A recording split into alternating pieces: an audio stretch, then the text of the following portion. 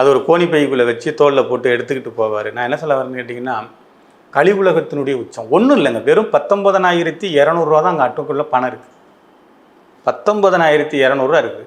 ஒரு கூலி தொழிலாளி ரொம்ப சிரமப்படுறாரு. என்னுடைய தங்கச்சி அக்கௌண்ட்டில் இது இருக்குது, எனக்கு கொடுங்கன்னு பேங்குக்கு பல முறை அலைகிறாரு.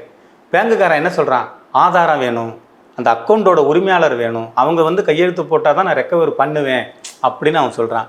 விரத்தினுடைய உச்சத்துக்கு போகிறாரு. தங்கச்சி இருக்கிற புதக்குழிக்கு போய் நோண்டி எடுத்துக்கிட்டு பிரேதம் அந்த அந்த எலும்பு கூட்டோட பேங்குக்குள்ளே போயிட்டார். இப்போ நான் என்ன சொல்ல வரேன் அப்படின்னு கேட்டிங்கன்னா, நீ 19,200 எலும்பு கூட பார்த்து கொடுத்தியோ கொடுக்கலையோ, இவர் மனசை நீ சிரமப்படுத்தின பற்றியா? இறந்து போனவன் போட்டாவை பார்த்தே இங்கே வருஷக்கணக்கில் அழுதுகிட்டு இருக்கான்டா. அந்த எலும்பு கூட தூக்கிக்கிட்டு ஒருத்தன் பேங்குக்கு வர அவன் மனநிலைமை எப்படி இருக்கும்? அந்த கர்மாவை நீ செமக்க போற. சரியா? அந்த மனிதனை நீ எந்த அளவுக்கு சிரமப்படுத்தினியோ, நீ எவ்வளோ பெரிய உச்சத்தில் வேணாலும் இருந்துட்டு போ, உன் குடும்பத்தில் இந்த மாதிரி ஒரு சம்பவம் நடக்கும். நாளைக்கு நீ சேர்த்து வச்சிருக்கிற பணத்தையே உன் சங்கதி எடுக்க முடியாமல் நிற்கும். அதோட ஆத்மா உன்னை சுத்தம். உள்ளே இருந்ததை வெளியில் எடுத்துட்ட. சரியா? அதோட ஆத்மா உன்னை சுத்தம்.